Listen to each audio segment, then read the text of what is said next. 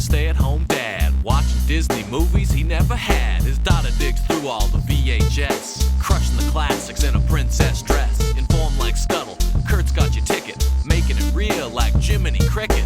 Most are off the Captain Hook, but if the Tweedledum, he'll be taking more shots than Bambi's mom. Leaves him raised like Simba, or cracked like the beach dishes. He'll show you a whole new world, you won't need 3 wishes. Stay at home, Disney Dad.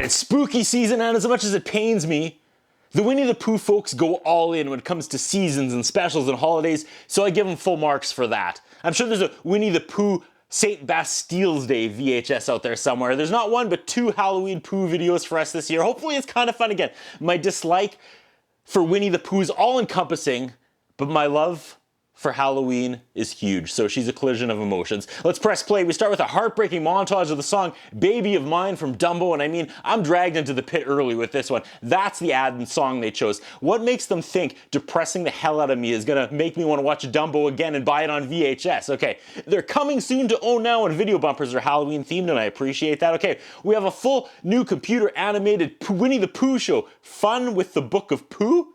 Terrifying, and thank the gods none of these movies are in my bins. We have another weird computer animated ad, but there's real shadows against a fireplace of the characters, and it's for Mickey snowed in. But the video cover is different than the one I watched, and I'm very confused because none of this happened on the one I watched either. And how can they call a clip show a brand new full-length film? Anyway, we get to the intro of the new adventures of Winnie the Pooh. We start with Tigger asking Piglet to tell him a scary story. He actually demands it. Piglet stumbles and starts telling a spooky story, but it starts in the middle of the day, and Tigger calls him on it. And they fight back and forth, and they waste a good minute of this video, and more of that, please. So Tigger is so bored by the story that he says he's gonna go trim Pooh's toenails. So here we go again with the absolute, just friend abuse here. Tigger suddenly demands a story and bullies Piglet into telling him a story, and Piglet's giving it his best try, but Tigger keeps interrupting him because the story that Piglet has to tell right now with no prep isn't up to Tigger's huge standards. Okay, so we switch to Tigger's version of Piglet's story, like he hijacks the story. They make a giant Frankenstein that looks like Winnie the Pooh. Now, if you imagine kind of a cool looking Frankenstein Winnie the Pooh mashup with like screws and scars and green skin, you would be wrong. It's just a giant Winnie the Pooh. He's just large. Rabbit comes at Pooh with a pitchfork. We never see that play out because instead they turn and they rush the Mad Doctor. Piglet, they're gonna kill Piglet for creating this monster, and Piglet is begging Tigger to stop the story because he's so scared. And now Rabbit scolds Piglet and says, you need to learn the difference between real and fake. Yeah, take that, Piglet, you That's it. That's the story. That's the lesson, is that Piglet should stop being a bitch when he's being bullied by his friends. Perfect. Up next, things that go Piglet in the night, because that makes sense, because kids are going to get that play on words, because that's even remotely clever. Okay, they're playing and it's getting dark. Piglet doesn't want to be outside with the spookables. Later, everyone is asleep and Pooh hears some moaning coming from outside, and that noise?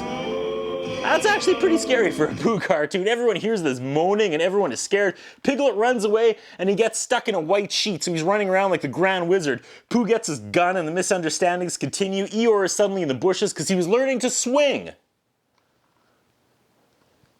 Okay, the other characters are trying to hunt down the ghost. Tigger is pushing Eeyore on a swing. Piglet is still terrified, so he's running through the forest in this white sheet. Gopher has a mallet. Owl is dressed like a World War II soldier, and there's a lot going on here. They find Piglet the ghost and they go to murder him, but they all end up in a pile because they collide. And Pooh asks Piglet what he was doing inside of that ghost. I can't. I'll admit though, the aesthetics of the show are great. Blue and black forest backgrounds count me in every time. Meanwhile, Tigger launches Eeyore off the swing, and I guess the ghost screams were Eeyore learning to swing, because this is how I learned to swing. The Eeyore animation is different in this show, and I kind of like it. All right, there's one more. Pooh Moon. Okay, you can do this, you can do this.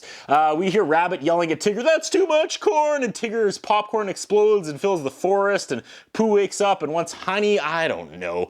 Pooh looks into the night sky and asks if Piglet has ever heard of a honeymoon, and that's kind of funny. They're scared of a monster called the Grab Me Gotcha monster. Pooh and Piglet sit in the corn bin, which is really gross when you think about how Pooh doesn't wear pants. They fall asleep and they dream, and then all that popcorn starts popping and launches them to the moon. No, into the water. The rest think the Grab Me Gotchas got Piglet and Pooh and Piglet rise out of the water and they're covered in mud. They think they're on the moon. They're worried that when it's morning, the moon will fade and they will fall. The rest of them start covering themselves in mud so they can hide, and I'm sure no misunderstandings are in the future at all in this one. No, they run into each other like they all collide and they scream, and Piglet and Pooh fall into a hole, and Pooh thinks it's going to be full of moon honey. It's morning and Piglet and Pooh fall off a cliff, and below Tigger has made a contraption, and I swear he says, "This'll catch the friggin' gimme gotchas." Pooh and Piglet land on it and smash it, and everyone tells their stories and everyone is okay. Tigger figures out that Piglet wasn't actually on the moon, that it was actually them, like Tigger and Rabbit, that scared Pooh and Piglet. And he goes, but nah, Piglet can just go on thinking he was on the moon being chased by creatures for the rest of his terrified life. No problem there. Classic Pooh. That's what I think about.